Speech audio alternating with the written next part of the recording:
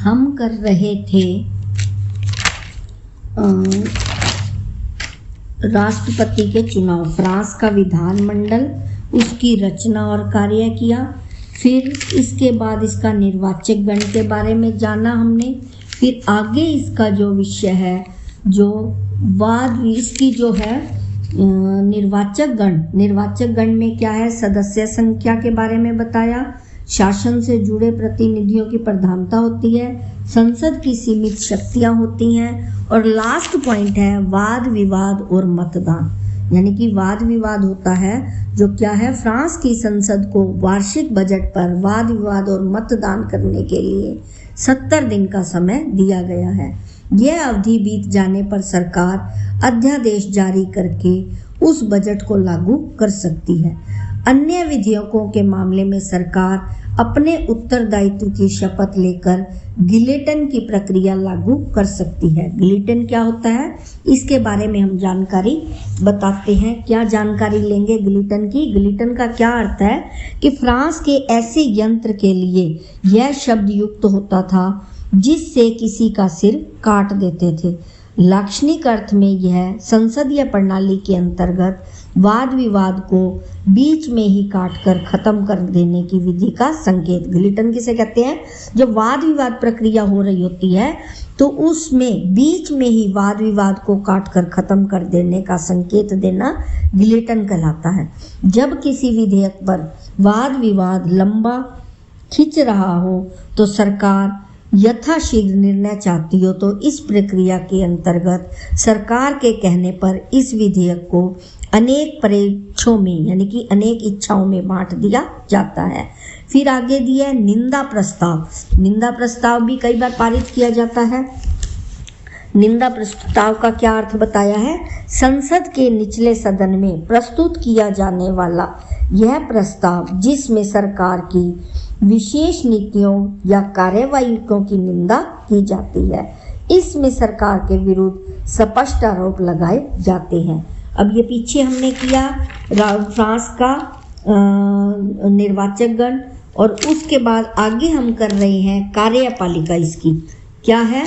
France का जो विधानमंडल है उसकी कार्यपालिका। कार्यपालिका में क्या करेंगे? कार्यपालिका की रचना कैसी होगी?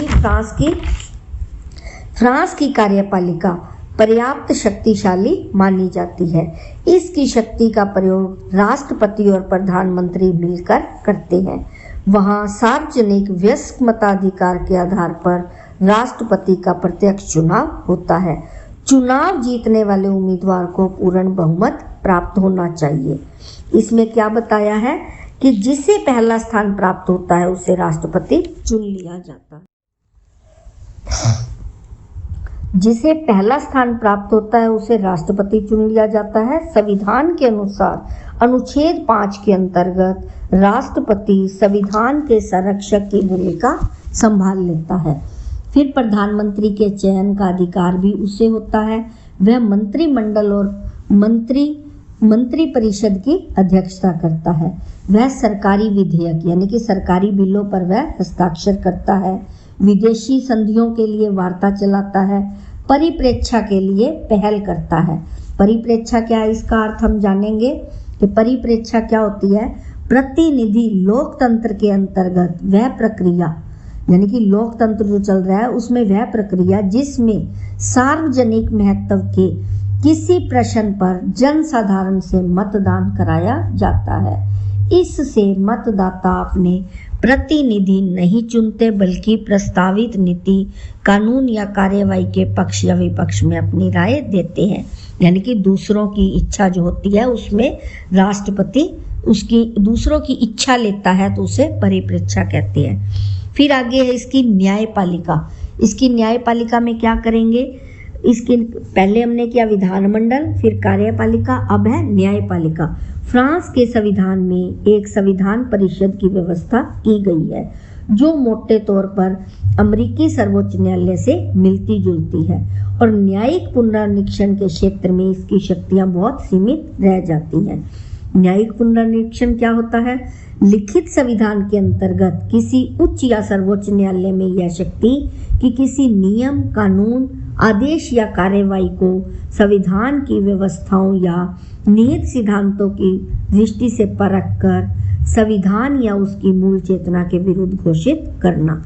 अब आगे न्यायपालिका में आगे क्या दिया है, इसमें क्या बताया है कि राज्य परिषद, फ्रांस की राज्य परिषद और पुरानी एक राज्य परिषद एक पुरानी संस्था है, न्यायिक पुनरीक्षण का अधिकार है। इसके सदस्य वरिष्ठ प्रशासनिक अधिकारी होते हैं। आगे है अमेरिकी सर्वोच्च न्यायालय या जर्मन संघीय न्यायालय की तुलना में फ्रांस की संविधान परिषद राज्य परिषद की सत्ता बहुत सीमित होती है। इसमें आगे क्या है, इसके निष्कर्ष में हम क्या कहते हैं कि फ्रांस गणराज्य के अंतर्गत संसदीय प्रणाली को संशोधित रूप में अपनाया गया है और इसमें क्या है, दूसरी और बहुदलीय प्रणाली अस्थिर सरकार को जन्म देती है।